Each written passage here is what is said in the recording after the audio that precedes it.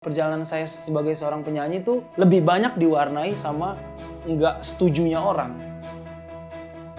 Saya berumur 14 tahun, papa saya meninggal, dan di situ kami struggling karena mama seorang pegawai negeri.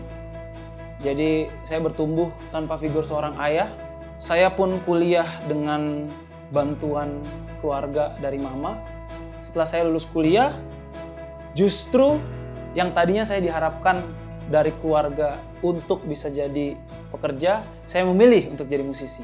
Saya bertumbuh di dua latar belakang keluarga yang berbeda. Kalau dari mama, Opung itu seorang kepala kejaksaan. Kalau dari papa, Opung itu seorang petani. Jadi sebenarnya kalau dari keluarga papa lebih membebaskan. Tapi kalau dari keluarga Opung, walaupun sebenarnya dalam tanda kutip mereka nggak menentang yang gimana banget, tapi mereka sepertinya mereka tuh nggak setuju dengan apa yang saya pilih. Mereka lebih setuju mungkin saya jadi PNS atau saya jadi pegawai bank gitu, karena menurut mereka musisi nggak punya penghasilan yang tetap, nggak punya masa depan. Saya lebih banyak nggak disupport sebenarnya.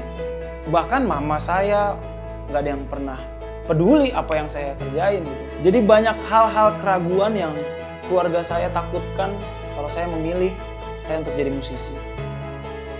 Jadi saya sempat bekerja sebagai finance, saya sempat bekerja sebagai marketing salah satu perusahaan lighting, saya sempat bekerja sebagai staf keuangan, tapi sebenarnya saya kurang suka gitu. Waktu saya kerja di kantor, saya tetap jaga mimpi saya jadi penyanyi. Saya nggak bisa ngebayangin diri saya tuh sama sekali nggak nyanyi.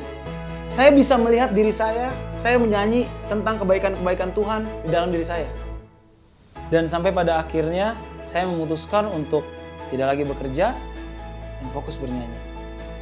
Saya yakin kalau ini satu perjuangan, satu pengorbanan yang saya lakukan untuk saya bisa bikin satu karya di mana saya bisa jadikan ini media. Untuk saya bisa bersaksi tentang bagaimana Tuhan berjalan bersama dengan saya. Sampai pada akhirnya saya punya kesempatan untuk tahun ini bisa bikin album solo rohani. Sewaktu selesai album ini dibuat dan tibalah waktunya gitu untuk launching album. Dan untuk pertama kalinya setelah sekian lama saya bernyanyi, kedua opung saya dari mama bersedia datang untuk menghadiri launching album ini gitu.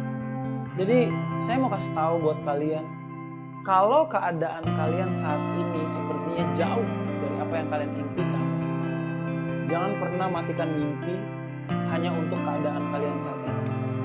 Tetap jaga mimpi kalian sampai satu waktu ada kesempatan untuk kalian bisa kejar mimpi kalian. Ku mau ceritakan kasih-Mu melalui hidupku, karya-Mu Tuhan nyata di dalamku. Sampai saat ini ku masih berdiri, bersaksi bagi-Mu, kemuliaan-Mu nyata di dalamku. Dan biarlah hidupku menceritakan tentang kebaikan-Mu. Saya Guntur Simbolon, ini aku dan sebuah cerita.